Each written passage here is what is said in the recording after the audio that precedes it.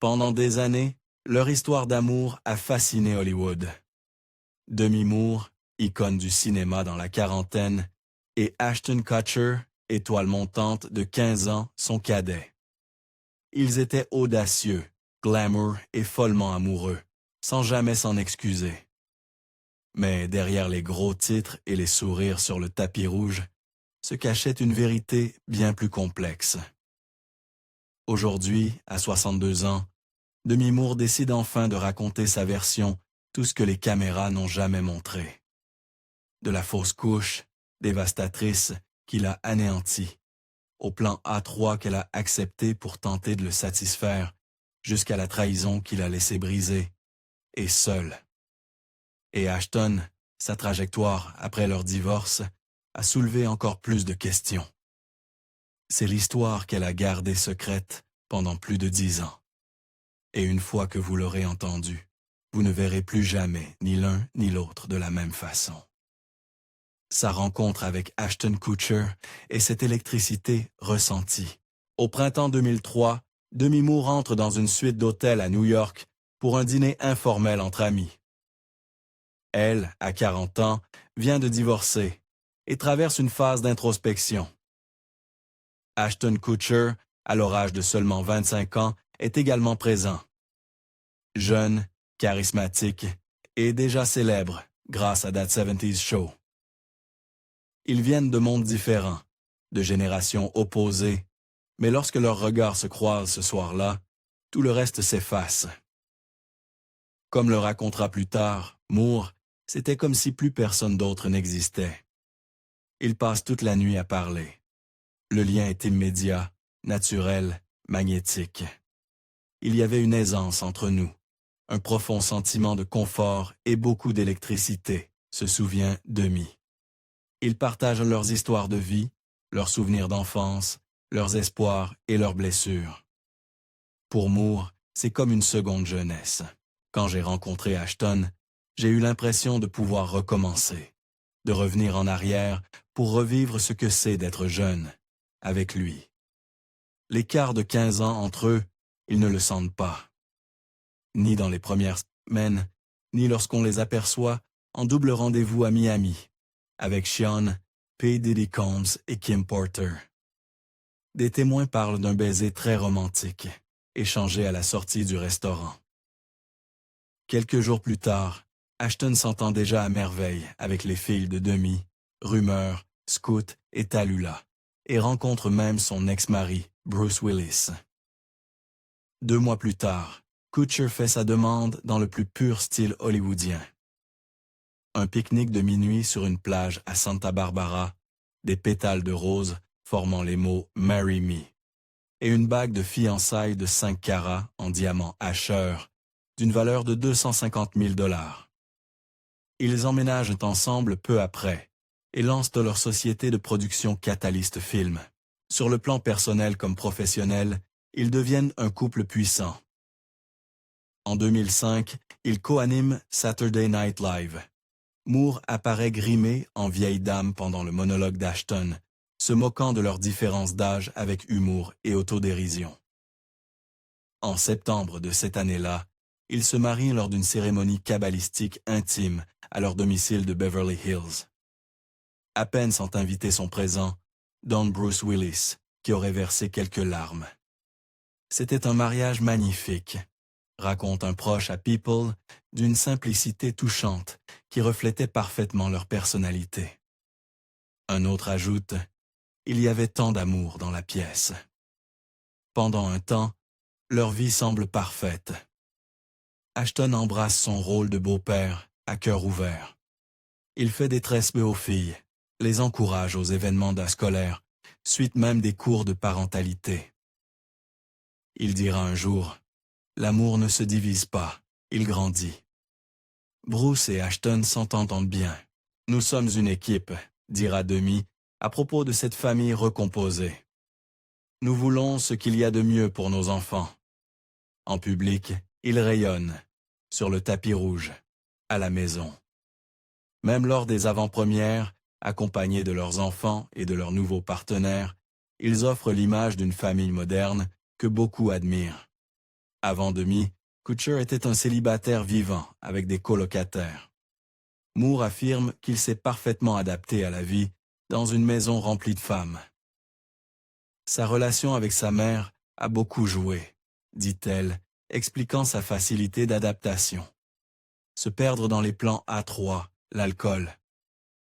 Derrière les photos retouchées, le glamour des tapis rouges et l'image du couple puissant d'Hollywood, le mariage de Demi Moore et Ashton Kutcher se désintégrait en silence. Peu de temps après leur mariage, en 2005, Demi tombe enceinte. Elle a 42 ans. Cette grossesse représente une seconde chance, un miracle, pour elle et Ashton, qui se réjouit à l'idée de devenir père. Mais 6 mois plus tard, l'impensable survient. Lors d'un contrôle de routine, les médecins leur annoncent que leur petite fille, Chaplin Ray, n'a plus de battement de cœur. Moore est anéanti. Je ne peux même pas expliquer la profondeur de la douleur, de la perte, du vide, de la confusion, confiera-t-elle à Diane Sawyer en 2019. J'ai complètement perdu de vue ce qui comptait vraiment, ma famille. Le couple tente tout pour avoir un autre enfant. FIV, traitements hormonaux, adoption, rien ne fonctionne. Le deuil dévore Demi. Après près de 20 ans de sobriété, elle recommence à boire. Ce n'est pas un dérapage brutal, mais une lente dérive. Elle explique que l'attitude désinvolte de Kutcher face à l'alcool a influencé ses choix. Un soir au dîner, il lui lance. « Je ne crois pas que l'alcoolisme soit une vraie maladie. C'est juste une question de modération. » Au lieu de défendre son long combat pour la sobriété, Moore commence à douter. « Je voulais être cette fille, celle qui pouvait boire un verre de vin à table ou un shot de tequila en soirée. Et dans ma tête, c'est ce qu'Ashton attendait aussi. » Ce qui commence par quelques verres dérape vite. Demi perd énormément de poids, jusqu'à ne peser que 44 kilos. Elle est anxieuse, rongée par le chagrin et la honte, et se réfugie dans les antidouleurs comme le Vicodin. Ashton tente d'être présent, mais leur lien s'effiloche. Il devenait de moins en moins présent, écrit-elle plus tard dans Inside Out.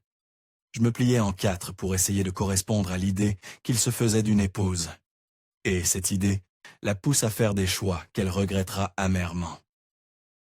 Pour raviver l'intimité et satisfaire Ashton, elle accepte d'ouvrir leur couple. Les plans à 3, suggérés par Kutcher, deviennent partie intégrante de leur vie sexuelle. Je n'ai pas dit non, confesse Moore. Je voulais lui montrer à quel point je pouvais être géniale, amusante. Elle voulait être suffisante, excitante, aimée. Mais ce qui devait les rapprocher ne fait que les éloigner. Moore avoue que ces expériences lui donnaient une fausse impression de pouvoir. En réalité, elle se sentait honteuse, perdue. Même quand la tierce personne était respectueuse, elle confie avoir été profondément mal à l'aise. Ce qu'elle faisait au nom de l'amour la faisait douter de qui elle était. C'était une erreur, une énorme erreur. La perte d'identité devient tangible. Lorsque des rumeurs d'infidélité surgissent lors d'un voyage à San Diego, Moore tente d'ignorer. Mais les murmures deviennent trop nombreux. Un soir, alors qu'elle se prépare pour un événement public, elle reçoit une alerte Google. Le titre « Ashton Kutcher aurait passé la nuit avec une jeune femme de 22 ans, nommée Sarah Leal. » Le pire, Demi avait déjà croisé Leal. Elle lui avait tendu son numéro devant elle, et l'une de ses filles. Quand elle confronte Ashton, il avoue immédiatement. Je lui ai demandé si c'était vrai, et il a confirmé tout de suite. Raconte Moore sur Good Morning America. Ma réaction a été « Tu te fous de moi ». J'avais l'impression de ne plus pouvoir respirer. Cette trahison, aussi publique que personnelle, n'était même pas la première. Demi apprend qu'il avait aussi eu une liaison avec Britney Jones, 21 ans. Quand elle l'affronte à ce sujet, Kutcher aurait justifié ses actes en invoquant les plans à 3 qu'ils avaient eus. Les limites étaient devenues floues, aurait-il dit. Pour Moore, c'est un choc dévastateur. Elle, qui avait reconstruit sa vie, survécu à des traumatismes d'enfance, à la pression médiatique et à l'exposition permanente, s'effondre, cette fois devant ses propres enfants. Elle sombre. L'alcool, les médicaments, le chagrin, tout s'accumule. Demi n'est plus elle-même. Ses filles, Rumeur, Scout et Tallulah s'éloignent. Les tensions deviennent si fortes qu'elles envisagent, selon certaines sources, de demander une injonction pour empêcher leur mère de les contacter. L'impact émotionnel se reflète physiquement. Sa perte de poids inquiète. Son comportement devient erratique. En janvier 2012, elle est hospitalisée après une crise provoquée par l'inhalation de protoxyde d'azote et la consommation de cannabis synthétique lors d'une fête. L'incident survient alors qu'elle est encore mariée à Kutcher. Le public est choqué. C'est une chute brutale, effrayante. Plus tard, Moore décrira son amour pour Kutcher comme une addiction. C'était plus dévastateur que n'importe quelle drogue, car cela m'a vraiment déconnecté émotionnellement. Le besoin d'être celle qu'il attendait, pour lui plaire, le garder, ne pas être abandonné, l'a mené à trahir sa propre essence. Dans Inside Out, elle avoue avoir voulu reproduire un fantasme entré dans un moule. Mais chaque compromis, chaque verre, chaque nuit partagée avec un nain inconnu, l'éloignait davantage de la femme qu'elle était vraiment. Elle ne vivait plus. Elle disparaissait.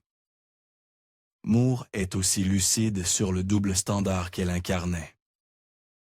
La société est cruelle envers les femmes plus âgées qui sortent avec des hommes plus jeunes.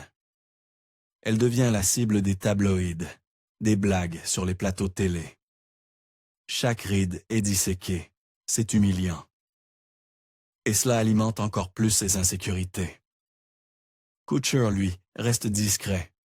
Lors de la sortie du livre, il poste simplement sur Twitter. Pour la vérité, envoie-moi un texto. Il avoue ensuite avoir failli publier un message cinglant, mais y avoir renoncé en regardant sa fille et son épouse. Alors je l'ai supprimé. Mais la vérité est déjà là. L'acteur Scott Eastwood confirme même une liaison lors d'une interview dans Watch What Happens Live, affirmant que Kutcher avait couché avec sa petite amie de l'époque, ce qui, selon lui, a causé la rupture entre lui et Demi. Et pourtant, à ce moment-là, Moore n'a pas encore officiellement demandé le divorce. La séparation n'est pas annoncée. Mais l'effondrement est en marche. La trahison, la perte, la confusion, autant de pièces d'un puzzle douloureux. Une femme autrefois sacrée, actrice la plus puissante d'Hollywood, est en train de disparaître, cachée derrière un rideau de douleur et de silence. La fin de leur relation. Le 17 novembre 2011, l'illusion du couple de cinéma le plus emblématique des amours décalés s'effondre officiellement.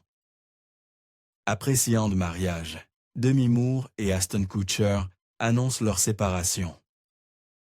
Les déclarations qu'ils publient sont empreintes de tristesse, mais aussi de finalité. Moore écrit « Je suis rempli d'une profonde tristesse et le cœur lourd. En tant que femme, mère et épouse, il y a des valeurs et des engagements que je considère comme sacrés. Et c'est dans cet esprit que j'ai choisi d'aller de l'avant avec ma vie. » Ces mots trahissent une blessure, une limite franchie au-delà du retour possible. La déclaration de Kutcher est plus courte, mais tout aussi révélatrice. Je chérirai toujours le temps passé avec Demi. Le mariage est l'une des choses les plus difficiles au monde, et malheureusement, parfois, ça échoue. Et ainsi, le chapitre autrefois illuminé par des demandes romantiques sur la plage et des baisers sur tapis rouge commence à se déliter lentement dans les méandres juridiques. Bien qu'ils se soient séparés fin 2011, la procédure de divorce, elle, traîne. Ce n'est qu'en décembre 2012, plus d'1 an plus tard, qu'Aston dépose officiellement la demande. À ce moment-là, chacun mène déjà sa vie de son côté. Demi entame un chemin de reconstruction et d'introspection, tandis qu'Aston apparaît de plus en plus souvent aux côtés de son ancienne partenaire de That 70s Show, Mila Kunis. Demi ne réagit pas immédiatement au dépôt de demande. Lorsqu'elle le fait, 3 mois plus tard, il est clair que ce divorce ne sera pas une simple formalité discrète. Moore réclame une pension alimentaire et les frais d'avocat, une décision qui fait tiquer certains observateurs, étant donné sa fortune personnelle, estimée à environ 150 millions de dollars. Mais elle demande aussi une reconnaissance financière, des revenus qu'Aston a générés durant leur mariage, notamment pendant les années fastes où il joua dans Two and a Half Men pour un cachet estimé à 750 000 dollars par épisode. Rien qu'en 2011, Kutcher aurait gagné environ 24 millions de dollars. Ce qui complique encore les choses, le couple n'a jamais signé de contrat prénuptial. Lors de leur union en 2005, l'amour primait sur les considérations juridiques. En termes légaux, cela signifie que Moore pouvait prétendre à une partie des revenus de Kutcher acquis après leur mariage, y compris ses investissements technologiques fructueux et ses contrats publicitaires. À ce stade, Kutcher n'est plus seulement un acteur très bien payé. Il est aussi un investisseur avisé, ayant misé sur des sociétés comme Airbnb et Uber. Il vient même de signer un partenariat avec les Nouveaux, comme ingénieur, produit et ambassadeur mondial. Pendant des mois, les avocats des deux camps négocient, débattent, échangent des propositions. Le point de friction, sans surprise, l'argent. Une source proche du dossier confie au New York Post. Les avocats des deux côtés se sont disputés longuement sur le règlement financier, en particulier sur les revenus qu'Ashton aperçus tant qu'ils étaient encore légalement mariés. Finalement, ils ont trouvé un accord que chacun pouvait accepter. Enfin, le 26 novembre 2013, le divorce est officiellement prononcé. Les documents sont déposés à Los Angeles, mettant fin à un mariage qui avait commencé sous les projecteurs de l'espoir et fasciné le public. Selon TMZ, Kutcher accepte finalement de verser à Moore une somme plus importante que son offre initiale, ce qui clôt les longues négociations et permet à chacun d'aller de l'avant. Le couple, qui semblait encore accompli sans public quelques semaines plus tôt, est désormais légalement dissous. La chute d'Aston. Lorsqu'Aston Kutcher finalisa son divorce avec Demi Moore, tout le monde pensa qu'il avait réussi à tourner la page. À 34 ans, il construisait déjà un nouveau chapitre avec Mila Kunis, son ancienne partenaire de That 70s Show. Fiancés, attendant leur premier enfant, il semblait incarner l'archétype de la rédemption hollywoodienne, un homme ayant quitté un mariage compliqué pour trouver la paix, l'amour et la famille. Mais sous cette image soigneusement façonnée, une série de choix, d'amitiés controversées et de maladresses publiques allait lentement éroder la réputation de Golden Boy de Kutcher. Ce qui suivit ne fut pas un crash, mais un effritement lent et inquiétant. Dans les années qui ont suivi le divorce, Aston semblait s'épanouir. Il accueille une fille, Wyatt, en 2014, puis épouse Mila en 2015. Leur fils, Dimitri, naît en 2016. Aston devient père, investisseur technologique et philanthrope.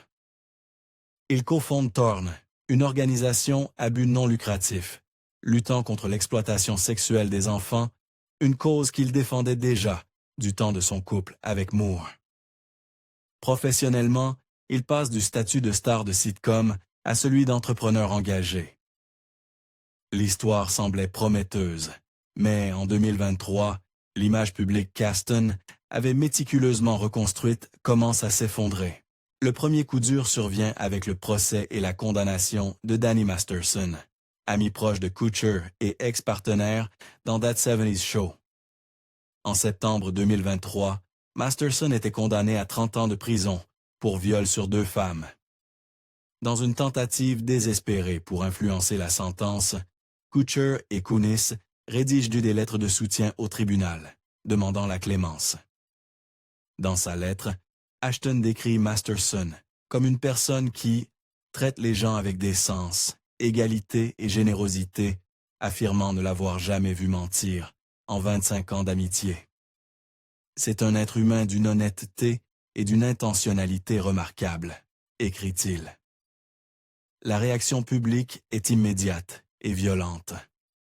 Beaucoup ne comprennent pas comment Kutcher, fondateur de Torn, peut défendre un violeur condamné. La colère monte encore d'un cran lorsqu'une ancienne interview refait surface. Mila Kunis y explique qu'à 14 ans, Danny Masterson avait osé Ashton à l'embrasser à la française, ce qu'il avait accepté. Un autre extrait télévisé circule également dans lequel Ashton évoque un pari fait avec Masterson au sujet de se baiser avec la jeune Kunis. L'image renvoyée est catastrophique. Pour tenter de calmer la tempête, Kutcher et Kunis publient une vidéo d'excuses. Mais leur ton robotique et leur langage visiblement préparé n'apaisent de rien. Les critiques les accusent de chercher à sauver leur image, plutôt qu'à exprimer un vrai remords. C'est un énorme électrochoc, confie une source à In Touch Weekly. Ils sont profondément bouleversés et tentent de rester discrets, espérant que cela ne nuira pas durablement à leur carrière. Mais la tempête ne fait que commencer. Un extrait de l'émission Punk Day, animée par Kutcher entre 2003 et 2007, refait alors surface. On y voit Ashton, âgé de 25 ans, faire un commentaire à connotation sexuelle sur Hilary Duff, alors âgée de 15 ans. « C'est l'une de celles qu'on attend tous qu'elle ait 18 ans », dit-il nonchalamment, évoquant aussi les jumelles Olsen, alors âgées de 17 ans. La vidéo provoque un véritable choc. Ce n'est plus une simple maladresse. C'est un comportement répétitif inquiétant. Et les révélations continuent. L'amitié de longue date entre Kutcher et Sean Diddy Combs est également remise en question après que ce dernier est inculpé pour trafic sexuel, proxénétisme et racket. Tous deux avaient partagé la scène des célèbres White Parties de Diddy, et Ashton parlait encore en 2019 de leur amitié avec affection. Ils regardaient le football ensemble. Ils faisaient la fête. Ils étaient proches. Dans le contexte actuel, ces liens deviennent soudain très compromettants. Dans un entretien accordé à Esquire en 2023, Ashton tente de rediriger le récit. Il parle de son divorce comme d'un immense échec personnel, notamment dans son rôle de beau-père. « Rien ne vous fait autant sentir comme un raté qu'un divorce », confie-t-il. « Le divorce, c'est un échec total. Tu as échoué dans ton mariage. » Il admet que devenir le père de substitution de 3 filles dans sa vingtaine était accablant. « J'imagine que c'est ce que doivent ressentir certains parents ados. C'était beaucoup. » Ashton Kutcher, autrefois le farceur adoré d'Hollywood et le magnate tech improbable, se confronte désormais à une réalité implacable. Le monde a changé, la notion de responsabilité aussi, et les comportements autrefois tolérés sont aujourd'hui passés au crible d'un regard plus critique. À 62 ans, Demi Moore a enfin brisé le silence sur les souffrances fameuse de son mariage avec Ashton Kutcher. Fausse couche, trahison, dépendance et l'annihilation de soi pour plaire à un autre. Ce qui semblait être un conte de fées s'effondrait derrière les portes closes. Aujourd'hui, elle parle avec honnêteté et force. Pensez-vous qu'Ashton Kutcher a vraiment payé le prix de ses actes? Partagez votre avis en commentaire. Et si cette histoire vous a touché, likez, partagez et abonnez-vous pour découvrir d'autres vérités cachées derrière les grands récits d'Hollywood.